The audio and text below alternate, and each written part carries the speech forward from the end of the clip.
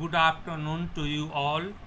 Today we are going to discuss the topic pharmacovigilance part 1. Today's point of discussion are introduction, aims, goals and objectives, recently banned drugs in India, need of pharmacovigilance, governing bodies of pharmacovigilance, methods of pharmacovigilance, pharmacovigilance inspection, and lastly ADRS. Now coming to the first point, that is introduction. Not all hazards can be known before a drug is marketed and used widely by the general population. Many additional risks and additional benefits are only identified after the drug is widely used by a large community of the people. Clinical trials conducted prior to drug approval cannot uncover every aspect of health of the approved drug. For example, teratogenic effects, seal baby of thalidomide, isotretinoin were observed only after post-marketing evaluation. Other examples, fenfluramine, phentermine cause pulmonary hypertension and valvular heart disease, liver toxicity with troglitazone. All these ADRS are observed only after post-marketing evaluation. So, during the new drug marketing period of 4 years, the manufacturer is expected to report new information about the drug like rare side effects observed, a new drug interaction revealed, or even a new clinical use detected by a chance recovery. Hence, during the first 4 years of marketing a new drug, the manufacturer has to submit the periodic safety update reports PSURS every 6 months for first 2 years and then once annually for the next 2 years, after that every 3 years. So, submission frequency for PSURS is first 2 years every 6 months, next 2 years every year, that is annually, after that every 3 years. On the basis of PSURS, regulatory authorities take the appropriate decision for marketing of particular medicinal product. Now coming to the topic pharmacovigilance. What is pharmacovigilance? According to World Health Organization, it is defined as the science and activities related to the detection, assessment, understanding, and prevention of both short and long term adverse effects or any other drug related problems, and generally refers to the continuous monitoring of unwanted effects and other safety related aspects of marketed drugs. Now coming to the next point, aims of pharmacovigilance, which are to improve patient care and safety, to improve public health and safety, to contribute the assessment of benefit, harm, effectiveness and risk of medicines, to promote education and clinical training, to promote rational and safe use of medicines. Now coming to the next point, goals and objectives of pharmacovigilance. Goal is to ensure that the benefits of use of medicine and medicinal equipments outweigh the risk.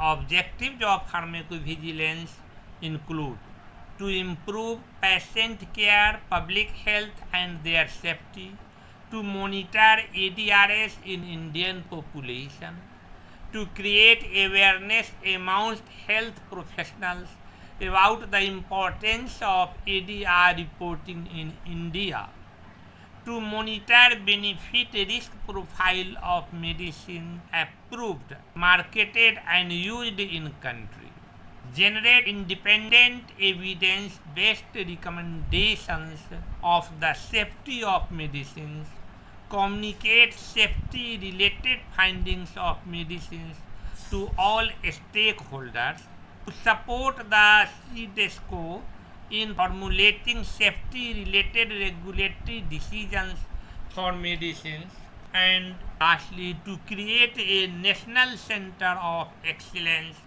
at par with global drug safety monitoring standards. Now coming to the next point, recently banned drugs in India. These are serodiagnostic test kit for diagnosis of tuberculosis with effect from 7 June 2013. Dextropropoxyphene with effect from 23rd May 2013. Fixed dose combination of flupentixol plus melitrazine with effect from 18 June 2013. Enalgine with effect from 18 June 2013 and pioglitazone with effect from 18 June 2013. Now look at list of some drugs withdrawn after post-marketing evaluation. Here on left hand side drugs withdrawn are shown, and on the right hand side their relative ADR has been shown. First drug, thalidomide in 1961, withdrawn due to congenital limb defects as ADR. Benoxaprofen in 1982 due to ADR hepatotoxicity. Fenformin in 1982 due to ADR lactic acidosis. Fenfluramine in 1997 due to ADR heart valve abnormalities. Estemizole due to ADR many drug interactions. Phenylpropanolamine in 2000 due to ADR hemorrhagic strokes. Kava due to ADR liver abnormalities. Serivastatin due to rhabdomyolysis. Cisapride due to ADR cardiac arrhythmia. Rofecoxib in 2004 due to ADR cardiovascular events and serious skin reactions. Clobutinol in 2007 due to ADR cardiac arrhythmia. Now coming to the next point, need of pharmacovigilance. Question arises, what is the need of pharmacovigilance? These are humanitarian grounds. Animal toxicology is of not a good predictor for human effects. Evidence of safety from clinical trials is insufficient due to some limitations. Limitations of phase 1 to 3 clinical trials are limited size, narrow population, age and sex specific, narrow indications, only a specific disease, and short duration. Second need is for safe use of medicines. Adverse drug reactions are responsible for a large number of human deaths throughout the world. Third point is ADRs are expensive. Treatment of adverse drug reactions are expensive. Next point is promoting rational use of medicines, and other next need is ensuring public confidence, and next need is ethical concern. Not reporting a serious ADR is unethical. Animal and human trials of new drug without permission of ethical committee is not allowed. Now coming to the next point, governing bodies of pharmacovigilance. Governing bodies are the pharmaceutical industry, the regulatory authorities, World Health Organization Collaborating Center for International Drug Monitoring, CIOMS, that is Council for International Organization of Medical Sciences. Now look at this descriptive chart showing regulatory authorities and their role and function. First authority, that is Drug Controller General of India. Their role is execution of National Pharmacovigilance Program in India. Next authority is CDSCO, that is Central Drug Standard Control Organization, and their role is to execute under the supervision of National Pharmacovigilance Advisory Committee. Next authority is ICMR, that is Council of Medical Research. The role is to finalize the nutrient requirements and recommended dietary allowances for Indians. Next authority is National Pharmacovigilance Advisory Committee, and its function is to collect, monitor and report the ADRs to aware the health professionals and consumers regarding the adverse drug reaction if reported by any of the drugs marketed in India. Fifth regulatory authority is Ministry of Health and Family Welfare of Government of India. It is an autonomous body for finalizing the standards for all categories of drug manufactured and marketed in India. And sixth regulatory authority is CBN, that is Central Bureau of Narcotics, and it executes the clinical trials that are performed on narcotic drugs along with the compliance of manufacturing, storage, import and export of the narcotic drugs. Now coming to the next point, methods of pharmacovigilance, which include individual case safety reports, clinical review of case reports, cohort event monitoring, longitudinal electronic patient records, spontaneous reporting, PSUR, that is periodic safety update reports, expedited reports, and lastly record linkage. Now coming to the first method, individual case safety reports. Its usefulness and accuracy depends upon the skill and experience of the reporter and the documentation and characteristics of the events. Coming to the next method, that is clinical review of case reports. The quality of reports is variable. Large national and international organizations collect hundreds to thousands of reports each year, every one of which cannot possibly be reviewed by available experts. Even if each report could be reviewed, important reporting patterns would be missed. That is why most urgent problems are preferably highlighted while reporting. Now coming to the third method, cohort event monitoring. It is follow-up of event monitoring of selected medicinal products. Its limitations are its restriction to a small group of medicinal products, the relatively small fraction of population covered by them. Next method is longitudinal electronic patient records.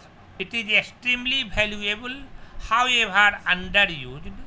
They cover large population, provide detailed information on both exposed and unexposed patients.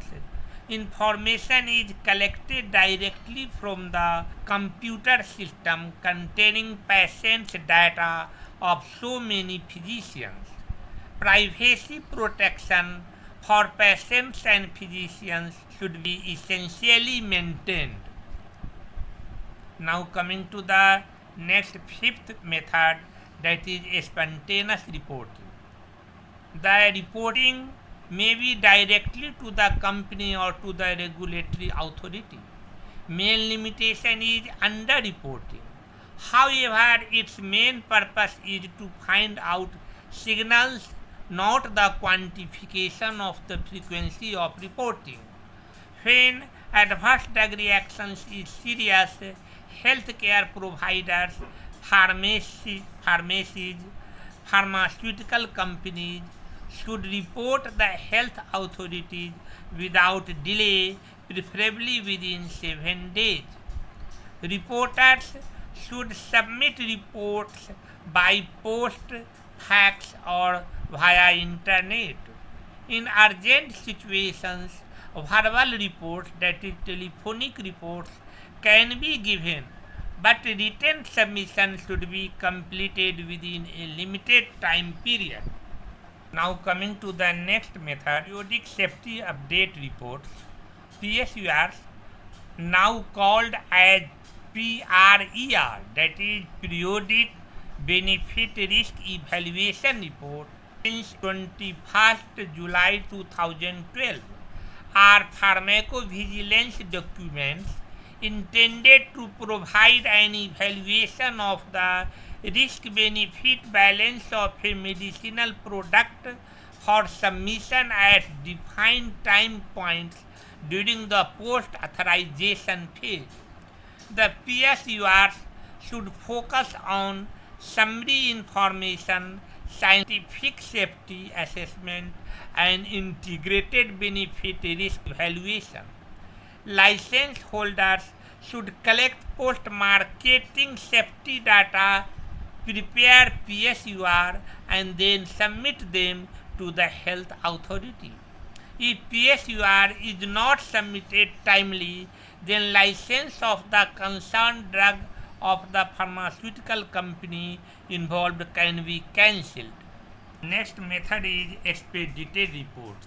Expedited report means reporting within a specified time. If there has been a spontaneous reporting of a suspected ADR to a pharmaceutical company, there are legal obligations on the company to report serious reactions within a specified time frame to the regulatory authority. Depending upon the results of drug safety assessment, license holders should report to the health authorities in an expedited manner. Other method is record linkage. It contains a variety of patient records.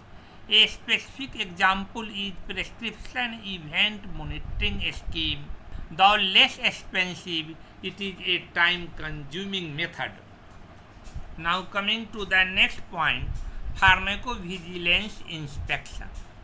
It is of two types, routine inspection and targeted inspection.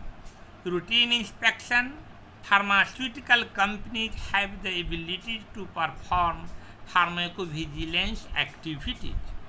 Targeted inspections, it consists of two different activities which are inspections irrelevant to drug safety. These include companies that have not yet been inspected, companies that have launched their first product, companies which are newly merged with another company. Another point is inspections relevant to drug safety. Companies which delay or fail to take their obligations on safety monitoring. Companies which delay to submit or have submitted incomplete PSURs. Companies which fail to report drug safety related issues like drug withdrawal without reporting. Now coming to the next point, ADRs, that is adverse drug reactions. Adverse drug reactions, it is unwanted effect of a drug. World Health Organization definition of ADRs: any response which is noxious, unintended and which occurs at doses normally used in humans for prophylaxis, diagnosis, or therapy of disease or for modification of physiological functions is called ADR. We have already discussed types and classification of adverse drug reactions in details in previous classes.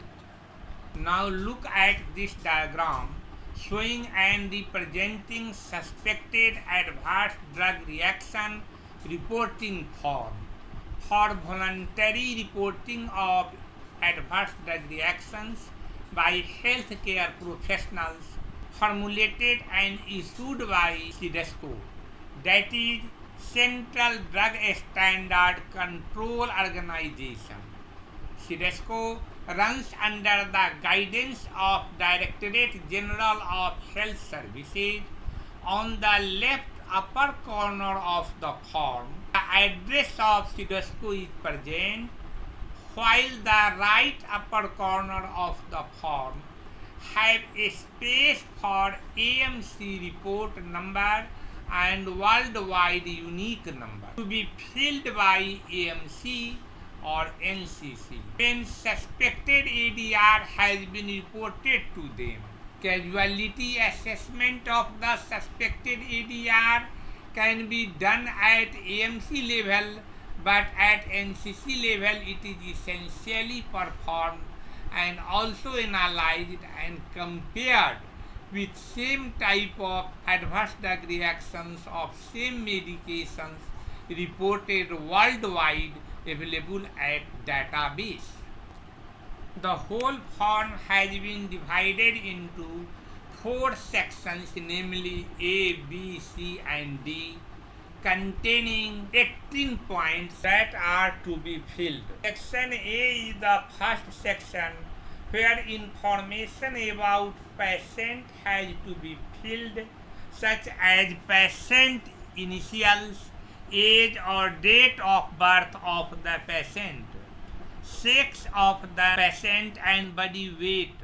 Altogether, this section contains 4 points.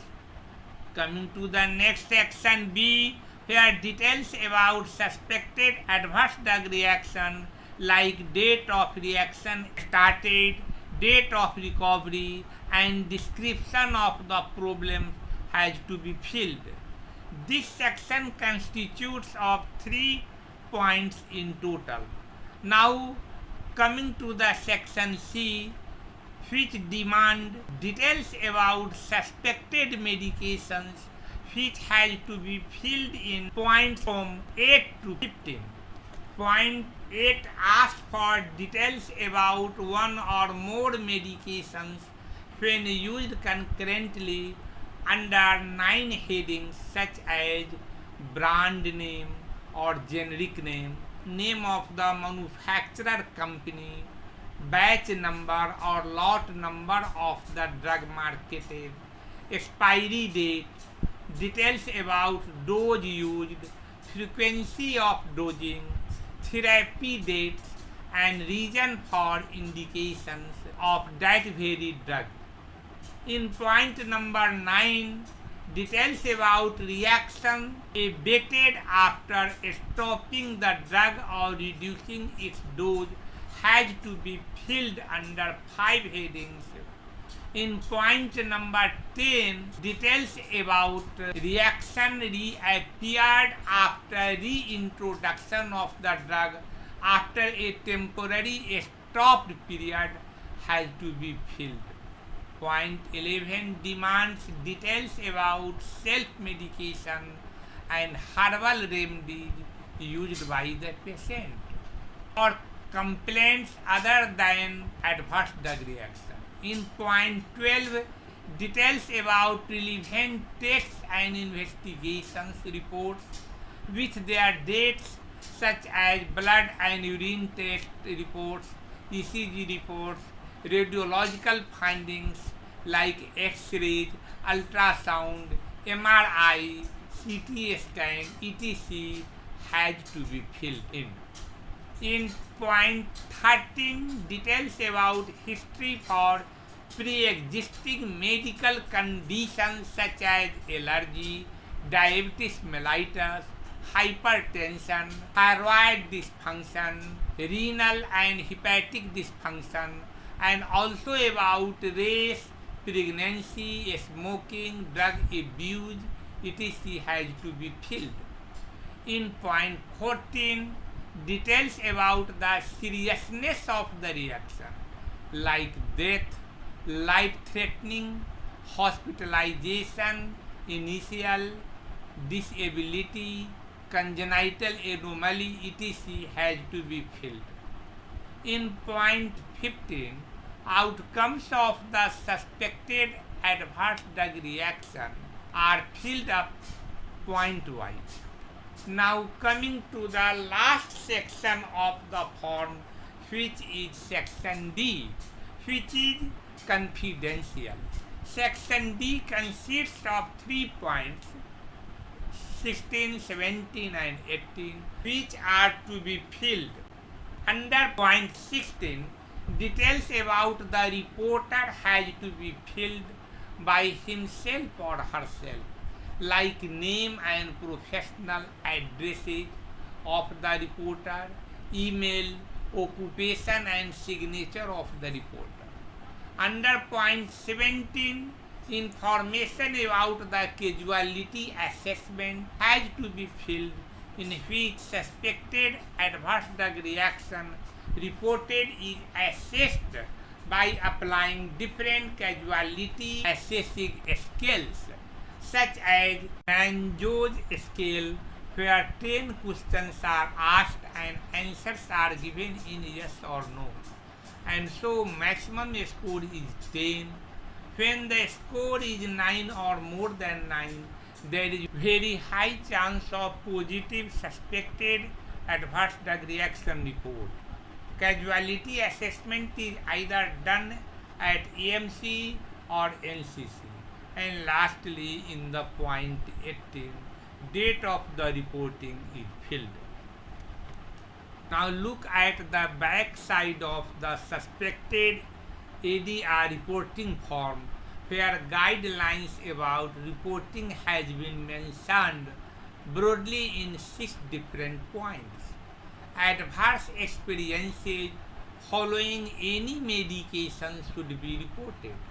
Second point mentions that you should report serious adverse reaction, and ADR is called serious when the patient outcome is one or more of the following, such as death, life-threatening, hospitalization of the patient, disability which may be significant, persistent or permanent, congenital anomaly, required medical intervention to prevent permanent damage. Third point mentions that one can also report any adverse reaction even though it is not certain whether it is due to medications or not.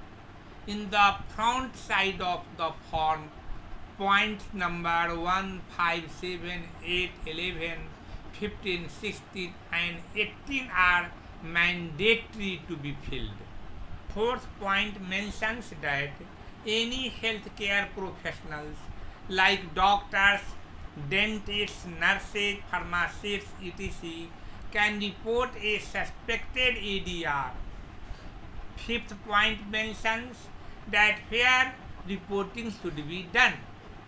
Reporting is done at the AMC and also to NCC. One can find the list of nationwide AMC at the mentioned web address in point 5. Sixth point mentioned that what happens to the submitted information. Information provided in this form is handled in strict confidence. The casualty assessment is carried out at adverse drug reaction monitoring centers, that is AMC, by using World Health Organization UMC scale. The analyzed forms are forwarded to the National Coordinating Center (NCC) through the ADR database. Finally, the data is analyzed and forwarded to the Global Pharmacovigilance Database managed by World Health Organization Uppsala Monitoring Center in Sweden. The reports are periodically reviewed by the National Coordinating Center. The information generated on the basis of these reports help in continuous assessment of the benefit-risk ratio of medicines.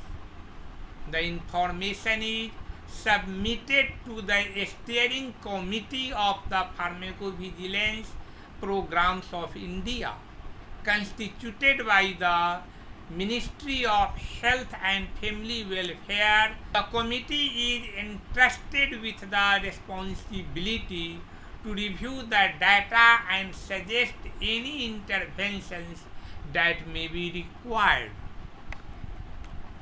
On the right side at the bottom, address of the NCC and details about the confidentiality of the patient and the reporter has been mentioned. Identity of the patient and the reporter should not be disclosed by the medical professionals and other stakeholders. Now coming to the steps of ADR monitoring. These are identifying adverse drug reactions, assessing causality, documentation of ADR, and fourth one, reporting serious ADRs to PV centers and ADR regulatory authorities. Now coming to the next topic, different scales for causality assessment.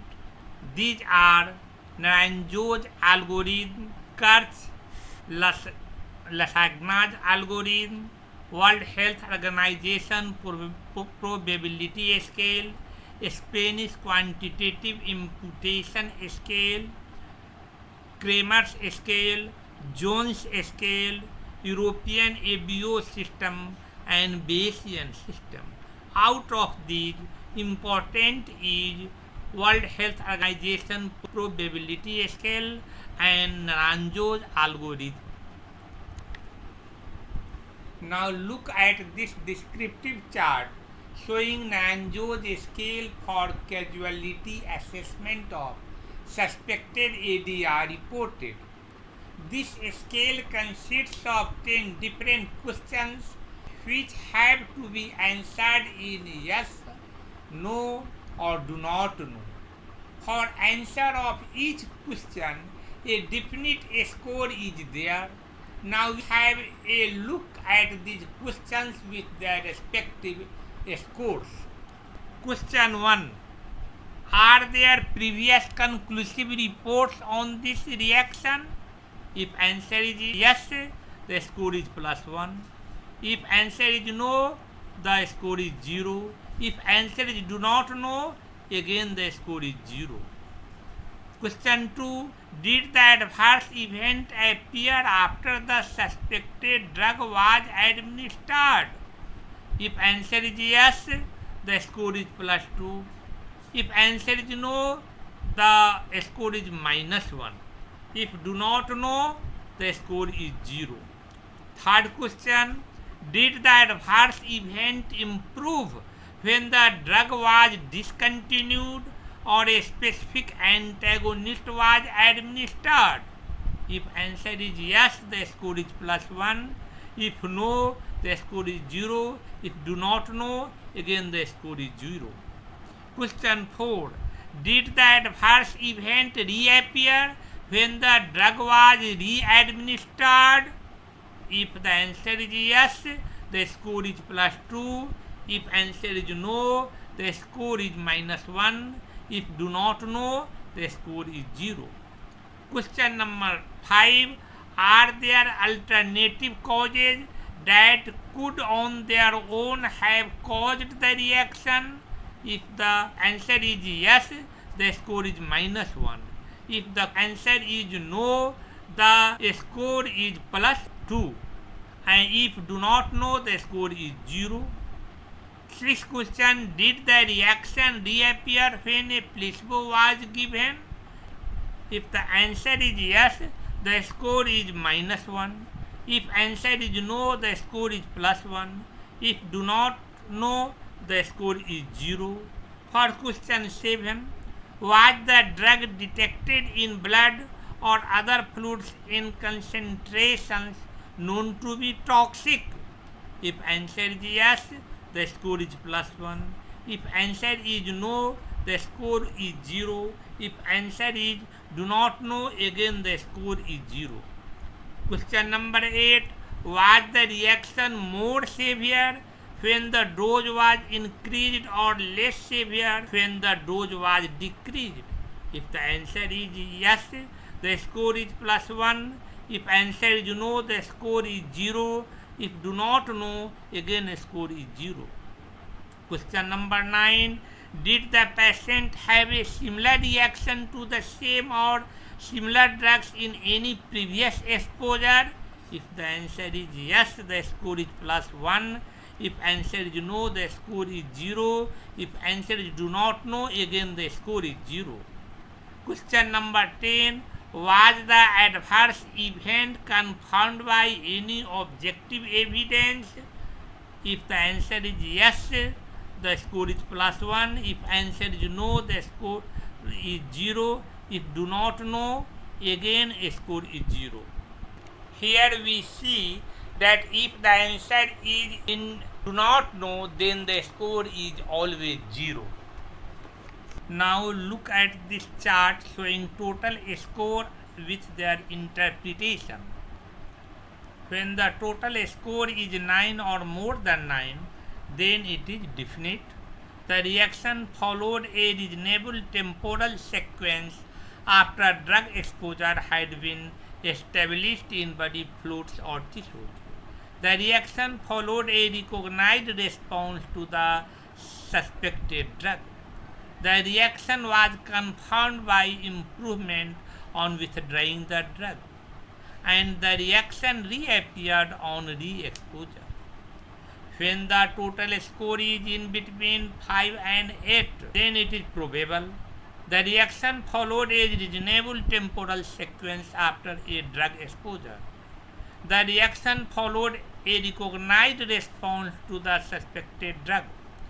The reaction was confirmed by withdrawal but not by exposure to the drug, and the reaction could not be reasonably explained by the known characteristics of the patient's clinical state. When the total score is in between 1 and 4, then it is possible. The reaction followed a temporal sequence after a drug exposure, possibly followed a recognized pattern to the suspected drug, and the reaction could be explained by characteristics of the patient's disease. When the score is 0 or below 0, then it is doubtful. The reaction was likely related to factors other than a drug. The Naranjo scale is a tool to help clarify how to evaluate a potential causal association. It is not intended to solve all the complex problems of identification and classification of adverse drug reactions. Now coming to the next topic, Hartwig and Siegel scale for assessing the severity of ADR. Mild ADRs are self-limiting and do not contribute to prolongation of length of hospital stay. Moderate ADRs require therapeutic intervention or hospital admission or prolonged hospital stay by at least 1 day. Severe ADRs, life-threatening, requiring intensive medical care or produce disability or lead to death. Thanks to you all.